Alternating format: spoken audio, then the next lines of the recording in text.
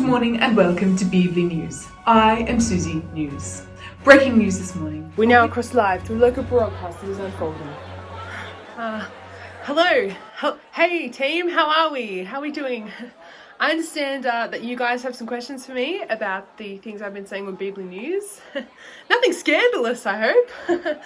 Okay, cool. Alright, well I guess let's get started with the questions. What's your question? Thank you. I was just wondering, do you have any information on the disappearance of Keith? Do you know where he is? Oh, okay. Well, honestly, I've actually got no idea who Keith is. Like, does anyone really know who Keith is? Seriously, ask yourselves that question.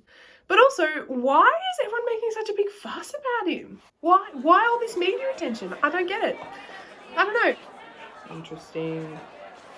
Thank you, Just Meg. Let's move on to the next question. Yes, you. What's your question? Well, yeah, g'day. There's been a few allegations that you were Susie News. Can you confirm or deny this, please? All right. Listen, I want to set the record straight once and for all. Clear all these rumours because I've been hearing a bunch of them and I don't appreciate them. I am not Susie News. It's not me. It's someone else. I could never do a British accent that well. But also, do we even really look alike? Like, have you compared what we both look like? I don't see it. I just don't see it. Anyway, make of that what you will. Next question. You, over there. Hello, yes. I would like to follow up on the Susie News story in just a moment though, darling. I just had a question about what you were discussing on Beebly News last week about the Lord's Prayer. You said that it is the way that Jesus taught us to pray. And it starts off by spending time acknowledging God and who he is and that he's our Father, and says that we should be praising his name above all and that we should want his will to be done. But my question for you is this the only thing that the Lord's Prayer talks about? Well, no. Jesus actually goes on in the next 3 verses in Matthew chapter 6 to teach us 3 other things that we should be doing when we are talking to God. In verses 11 to 13 it says, "Give us our food today, forgive us for doing wrong, as we forgive others, and keep us from being tempted and protect us from evil." Wow, that is a lot to unpack there. Let's just start with the first verse then. Jesus is talking about us getting bread. I enjoy bread as much as the next person, but there are more things that I want than just bread. So what is he talking about? Explain. I mean, first off, who doesn't love bread? Amazing. But you are right that this verse is actually talking about way more than just bread. Jesus is actually teaching us here to ask God to provide everything that we could possibly need, whether that's food or healing or guidance for something. Jesus is saying that we should ask God for it, and he will give it to us. But not all at once, like we may want. He does it in his perfect timing and in a way that helps us to actually depend on him for these things rather than depend on ourselves. Right, your question. Yep, hello, me again. So then the next line talks about forgiveness, correct? Does this come from Jesus dying on the cross?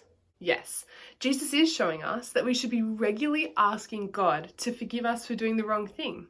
And we know that we can be set free from these wrong things because Jesus has actually made a way for us to be made right with God by dying on the cross and coming back to life again after 3 days. Sure, but it's actually the ending that intrigues me. We're supposed to forgive others? What does this mean? Well, Jesus here is encouraging us to actually practice genuinely forgiving others because God has extended that same kindness to us.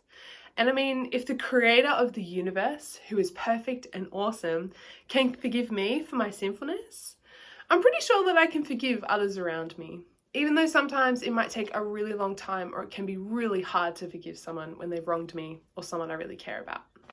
Interesting. Thank you. Next question. Yes. So the last line of this verse says, "Keep us from being tempted and protect us from evil." What is Jesus actually talking about here, Dar? Well, you see, Jesus is actually talking about sin or the wrong and rebellious things that we do against God. Now, even though it is bad, it can actually sometimes trick us into thinking that it's a really good thing. And because of this, we can actually be tempted or persuaded or try and do the wrong thing because it seems good. So we need to actually ask God for his help here so that we can say no to sin. And in doing this, we can then actually focus on what God wants us to do with our lives and to trust him. But to do this well, we really need God's help each day to say no to sin.